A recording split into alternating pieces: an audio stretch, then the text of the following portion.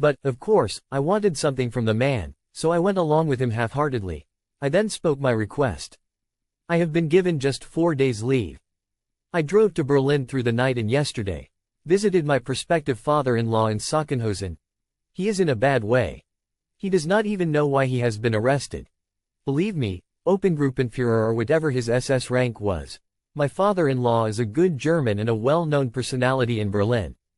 I consider it out of the question that he had brought some kind of guilt upon himself. There must be a mistake. Kaltenbrunner showed sympathy and sent for his adjutant. Fetch me the file on Herr. After a short time the man came back. All the files on inmates of Sachsenhausen have been transferred to Czechoslovakia. I would have to request it from there. I am sorry, I will have to wait for the file, that could take a little while. But depend on it, I will see that your father-in-law is released. That's the least I can do for such a brave frontline officer. I gave him my military post number and unit, and with a handshake was dismissed. Had I been successful, I did not know. Could one trust Kaltenbrunner and the whole Gestapo apparatus? Had the transfer of files been just a trick to get rid of me? Dagmar was highly skeptical. I do not trust these people. They were shameless and inhuman. Thank you for coming. I am glad I can join you in Paris now.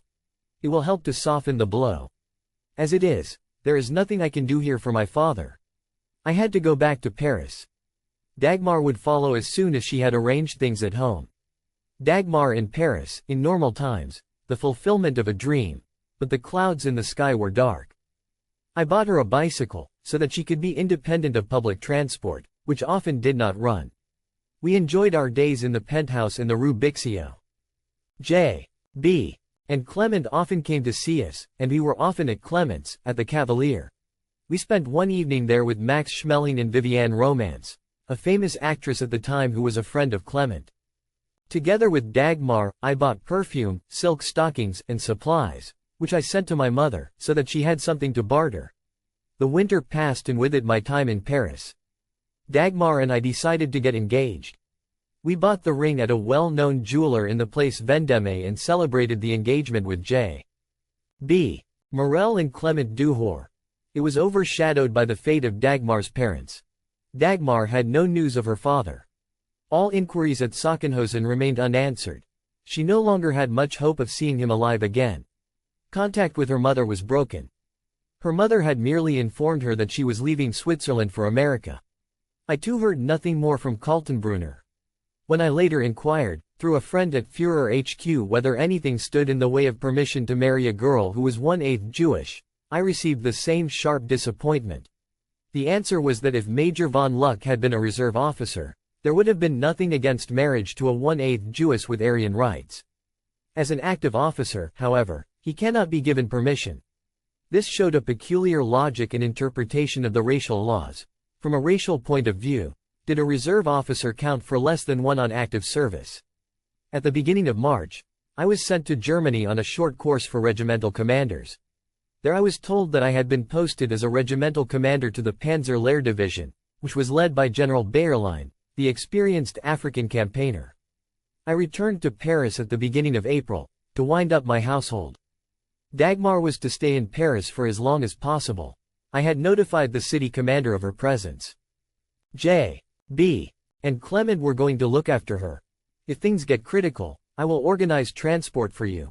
If I cannot, go to the city commander, so that you can travel to Germany in a supply vehicle. That was our goodbye. Neither of us knew when or in what circumstances we would see each other again. Bayerlein's division lay somewhere in Normandy or Brittany. I set out in my Mercedes and decided to go via Rommel's command post at La Roche-Guyon, west of Paris, and pay my respects. General Gauze, his chief of staff and faithful general staff officer in Africa, received me. Good to see you again, safe and sound. I am just initiating my successor, General Speidel. Congratulations on your posting to France, where we must reckon on a landing sooner or later. When I asked whether I might see the field marshal, Gauze's answer was immediate. By all means. Rommel is rather depressed because his arguments about how a landing should be met are cutting no ice with Hitler. He will be pleased to see you. Take a little walk with him. It will distract him. Rommel received me with his familiar smile. He looked much better than I remembered from our last meeting. I am glad I can greet you here on the Western Front. We have got something coming up in the weeks ahead. See that the regiment you are to take over is well motivated and aware of the seriousness of the situation." We strolled through the beautiful park of the chateau as Rommel repeated the prophecy he had made in North Africa. "I am against any solution by force. I must convince Hitler that we can no longer win the war, but at most put off the end. As soon as the opportunity arises, I will try to make it clear to him personally, in writing if necessary, that the war will be finally lost if the Allies succeed in setting up a second front here in the West. Every opponent who sets foot on French soil must be thrown back into the sea in the first hours. That can only be done if our panzer divisions are stationed right by the coast, and if enough fighters are in the air which can be thrown against the powerful Allied air forces. But Göring has let us down once before in Africa. And at Stalingrad too he failed to keep his promise. I do not believe in the 1,000 fighters which he means to send here. All the best to you. Luck. I will be visiting your division quite often in the coming weeks. We must do our duty." I took my leave off Rommel deeply impressed and disturbed. At the Panzer-Lehr division, I was received at once by General Bayerlein, who greeted me with some bad news. "My dear Luck, I had marked you down as commander of the Panzer Regiment, but was told a few days ago to send you at once to the reorganized 21st Panzer Division. It seems your commander, Major General Feutinger, has more pull at Führer HQ. I much regret that I won't be able to have an old African campaigner in my division. I was far from happy about this decision, but that was the way things were. No one knew where the 21st Panzer Division lay, so it was back to La Roche-Guyon, where I saw Gauze again. The 21st is just back from its Hungarian expedition. It was sent there because of a suspected uprising in favor of the Russians. It's in the Rennes area, in Brittany, but has just received orders to move to the area around Caen, the capital of Normandy. Please report there to Feutinger." It was early May 1944, when I found the division and reported my posting. "A hearty welcome to you," Feutinger greeted me. "Colonel Mompel, commander of Panzer Grenadier Regiment 125, has had to go home for health reasons.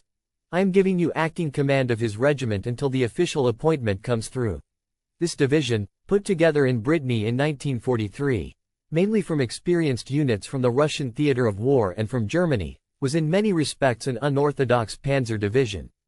General Edgar Feutinger, an artilleryman, had no combat experience, and none at all of panzer units. He had become known in Germany as the organizer of the military part of the so-called Reichsparteitage, the National Party rallies, and through that was very familiar with Hitler and his party apparatus. He had apparently used this connection to get me into his division as Colonel Mompel's successor. Owing to lack of sufficient supplies, the division had mainly French war materiel, which had been found after the French campaign of 1940. This was allowed to be used, with the approval of High Command West, in order to hasten its re-establishment. To that end a special HQ Paris had been created, which was responsible for organization, etc. Here Major Becker, a reserve officer. A.N.D., the owner of a small factory in western Germany, played a decisive part. A highly gifted engineer, with excellent links with armaments industry, and a personal friend of Feutinger, he had a free hand to improvise and, with the French materiel, put some of his own designs into effect. At the Hotchkiss works near Paris, Becker discovered a vast number of tank chassis, for which he organized guns and finished armor plating in Germany in order to create an assault gun battalion. In addition, he had rocket launchers made to his design, which were demonstrated on the Normandy coast in May 1944 to Rommel and a few army commanders and filled even Hitler with enthusiasm when he was told of them. Because of his connections, Becker's battalion also received the latest radio equipment. At first, we laughed at the monstrous-looking assault guns, but we soon came to know better. The assault gun companies were trained to work closely with the Grenadier, and this was later to prove a decisive aid to our defense forces. Feutinger was naturally proud of Becker's achievement and was often at his special HQ in Paris, therefore, so that he could follow up Becker's work. In addition, Feutinger was a live and let live person. He was fond of all the good things of life, for which Paris was a natural attraction. Knowing that he had no combat experience or knowledge of tank warfare, Feutinger had to delegate most things, that is, leave the execution of orders to us experienced commanders. Such was the division with which I had to familiarize myself and of which I had to become a part. Panzer Grenadier Regiment 125, entrusted to my command, consisted mainly of various units that had been in action on the Russian front and young replacements from home, the regimental staff, I battalion in armored half-track vehicles, and battalion in trucks. Feuchtinger put me in the picture concerning the general situation. Our division is the only one near the coast behind the Atlantic Wall, which, here in Normandy, is not yet fully developed and manned by an inexperienced infantry division. The anticipated Allied landing is not expected in Normandy, but rather in the Pas de Calais, the shortest distance between England and the continent. But Caen, as an important industrial city, is also a key point. That is why it was decided to move a panzer division here by the Atlantic Wall. All the same, we have to reckon on airborne landings or large-scale commando operations, which would serve as a diversion from the actual landing. For that reason, Rommel considers it very important that the division should take up combat positions even in the hinterland. Your regiment, in accordance with the orders of Army Group B Rommel, to which the division is directly attached, is stationed northeast of Caen, hence east of the river Otny, the other regiment, 192, north of Caen, west of the Ohm. South of Caen are the Panzer Regiment, the artillery, and the division's other units. For your support, you have 2 companies of Becker's assault gun battalion. Our division has strict orders not to intervene in the event of enemy landings until cleared by Army Group B. Rommel wants all units to make themselves familiar with the terrain also by night and regular combat exercises to be carried out. I hope, my dear Luck, that you will be happy with this and I wish you lots of luck. In the course of May, Rommel appeared at the division several times, to acquaint himself with its state of training and the morale of the men. On one of his visits, he expressed himself almost prophetically. I know the British from France in 1940 and from North Africa. They will land at the very place where we least expect them. It might be here. To make up for the inadequate fortifications on the coast, Rommel ordered stake obstacles to be erected on the shore and in the hinterland, what was known as Rommel's asparagus. In addition, minefields were laid wherever airborne landings might be expected. We were somewhat concerned that the civilian population could move about freely. We even had to leave passages open in the fields, so that the peasants could go about their business. Evacuation was not considered. Why should it be? We didn't know, after all, where a landing might take place. Through this, the resistance, which was certainly active in Normandy, had the chance to let the British know our positions, where our tank and artillery parks were, and the location of the minefields. And indeed we later found campaign maps on prisoners with precise indications of our positions. The weeks went by. For a panzer division, which in the campaigns so far had been accustomed to a war of movement, the inactivity was wearisome and dangerous. Vigilance was easily relaxed, especially after the enjoyment of Calvados and cider, both typical drinks of the region. There was, in addition, the uncertainty as to whether the landing would take place at all in our sector. I was on the move every day, in order to visit each unit in the regiment, get to know the officers and NCOs and present myself to the individual men to gain their confidence. At conferences at Divisional HQ, I met the other divisional commanders. All of them had combat experience and were highly decorated. In May 1944, I went once again to Paris. Feuchtinger wanted me to visit Special HQ Becker, to familiarize myself with the assault guns and rocket launchers that he had developed and to talk to Becker about close collaboration with our grenadier. I told Dagmar I was coming and she had a delightful surprise. Herbert von Karajan was conducting Beethoven's Fifth Symphony with the French Philharmonic. Since Dagmar was a close friend of Karajan's wife, she was able to acquire tickets right away. For a few hours, the music let me forget the war and thoughts of the future. On the 30th of May, Rommel came to our division for the last time. Becker demonstrated his new rocket launcher on the Normandy coast with live ammunition, which filled Rommel with enthusiasm. At the closing conference, with all the commanders of our division, Rommel exhorted us again to be extremely vigilant, and he ended with the words, "You should not count on the enemy coming in fine weather and by day." It was put even more precisely by General Marks, commander of the 84th Army Corps, to which we were attached. From my knowledge of the British, they will go to church again on Sunday the 4th of June, and come on the Monday. The Navy and our meteorologists calculated that the most favorable time for a landing would be the 5th of June, then not again until the 28th of June 1944. In the first days of June, British aerial reconnaissance over the Normandy coast increased considerably. As the division heard from Rommel's HQ, there were about 130 Messerschmitt fighters available in France. Of a transfer to France of the 1,000 fighters promised by Göring, there was, in what were now after all critical days, no sign. They were needed, as always, for the air defense of the Reich territory. We did not know at the time that Rommel, by his own wish, had been invited to a conference with Hitler and had left for Germany on the 4th of June. Nor did we know that General Feuchtinger and his first general staff officer had gone to Paris to Special HQ. During the possibly decisive night of 5 to the 6th of June, therefore, neither of them would be at his headquarters. We only knew the fatal order not to commit ourselves to any kind of engagement without having been cleared for it by Army Group B Rommel or Supreme Commander West von Rundstedt.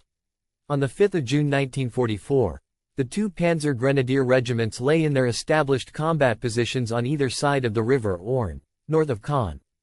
I gave 2 battalion permission for No. 5 Company under Lieutenant Brandenburg to carry out an exercise during the coming night and to turn out for the purpose with blank cartridges. This was in accordance with the plan of training every company in turn for night action. The evening of the 5th of June 1944 was unpleasant. Normandy was showing its bad side during the day. There had been rain and high winds. I was sitting in a sparsely furnished house on the edge of the village of Bellingreville, a few kilometers west of Vimont, a small town east of Caen, the industrial center and port of the Normandy coast. Before me were papers and maps to do with exercises I was preparing for my regiment. My adjutant, Lieutenant Helmets at the Kamm Liebskind, Walmond post in the village. I was a major, 32 years old. I was to be promoted to lieutenant colonel at the end of July, and after a further 2 months to colonel. Rapid progress, it seemed to me. The general weather conditions, worked out every day by naval meteorologists and passed on to us by division, gave the all clear for 5 and the 6th of June. So we did not anticipate any landings, for heavy seas, storms, and low-lying clouds would make large-scale operations at sea and in the air impossible for our opponents. That evening, I felt our lot was highly unsatisfactory. Like most of my men, I was used to mobile actions, such as we had fought in the other theaters of war. This waiting for an invasion that was undoubtedly coming was enervating. But, in spite of the inactivity, morale among the troops remained high, the more so since Normandy spoiled us with butter, cheese, creme fraiche, and meat, as well as cider. On that rainy evening, my adjutant and I were waiting for a report from No. 11 Battalion that the night exercise had ended.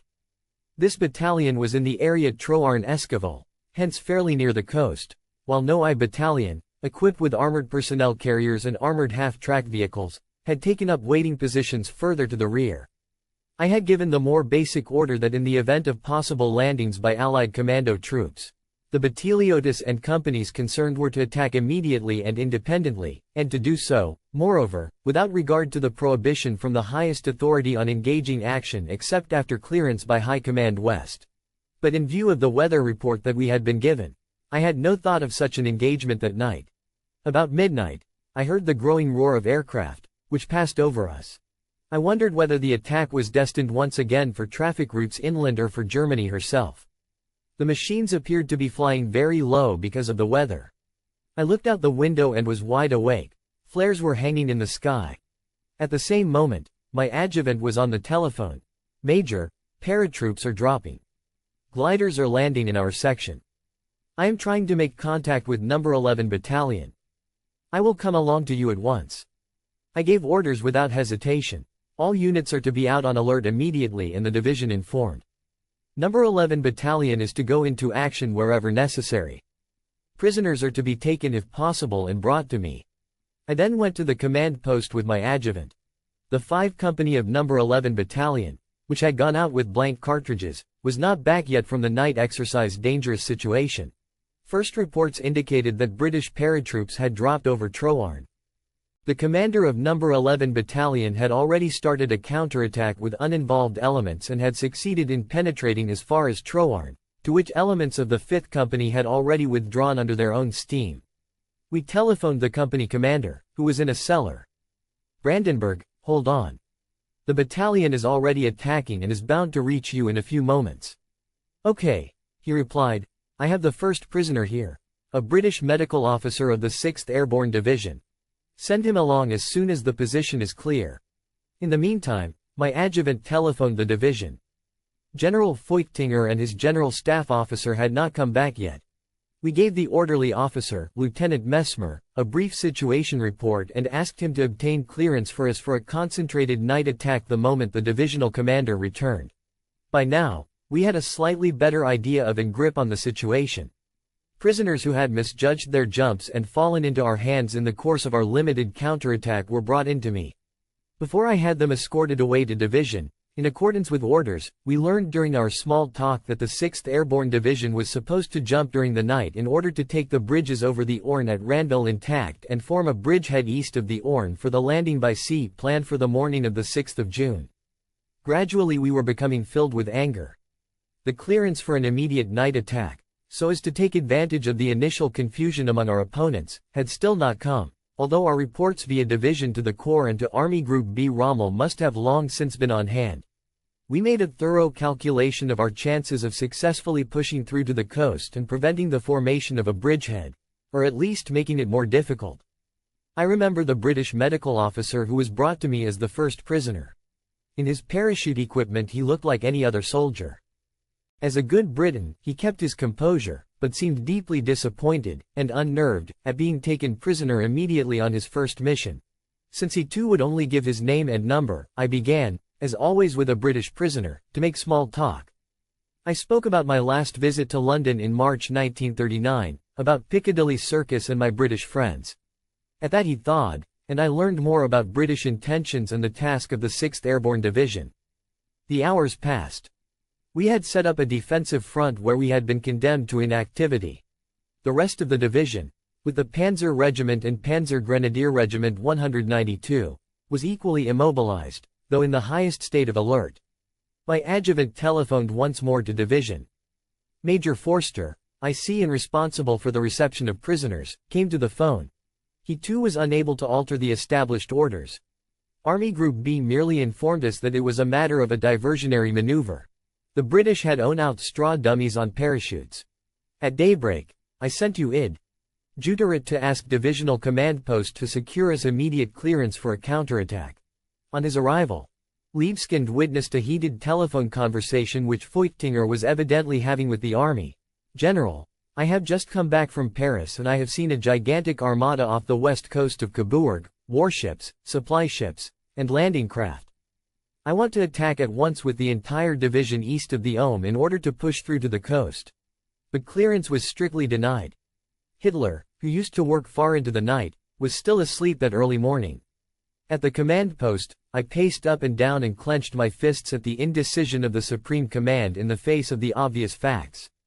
If Rommel had been with us instead of in Germany, he would have disregarded all orders and taken action of that, we were convinced.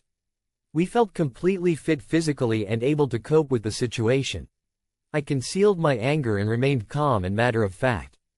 My experience in previous theaters of war had taught me that the more critical a situation, or the more alarming the reports, the more calmly every experienced leader should react. The best way to calm an excited orderly officer, or a dispatch rider coming straight from an apparently desperate situation, is to sit him down, give him a cigarette and say, "Now tell me what has actually happened." So the tragedy took its course. After only a few hours, the brave fighting units in the coastal fortifications could no longer withstand the enemy pressure, or else they were smashed by the Allied naval guns, while a German panzer division, ready to engage, lay motionless behind the front, and powerful Allied bomber formations, thanks to complete air superiority, covered the coastal divisions and Caen with concentrated attacks. In the early hours of the morning, from the hills east of Caen, we saw the gigantic Allied armada, the fields littered with transport gliders and the numerous observation balloons over the landing fleet, with the help of which the heavy naval guns subjected us to precision fire. The situation forced us to regroup. Strong, combat units were formed on either side of the Ohm, east and west. We continued to wait for clearance for a counterattack. In view of this superiority, I thought, on seeing the landing fleet, there was no longer much chance of throwing the Allies back into the sea. Bringing up reserves was even now extremely difficult for us. The second front had been established. The enemy in the east pressing with superior strength, The ceaseless bombing of our most important industrial centers and railway communications, even the bravest and most experienced troops could no longer win this war. A successful invasion, I thought, was the beginning of the end. What we did not know at the time was some information which came into my hands at the beginning of May 1987. Werner Kortenhaus, a former tank commander in our division and the author of Geschichte der 21.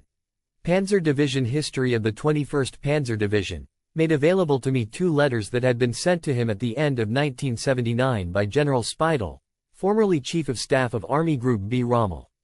Extract from letter of the 26th October 1979.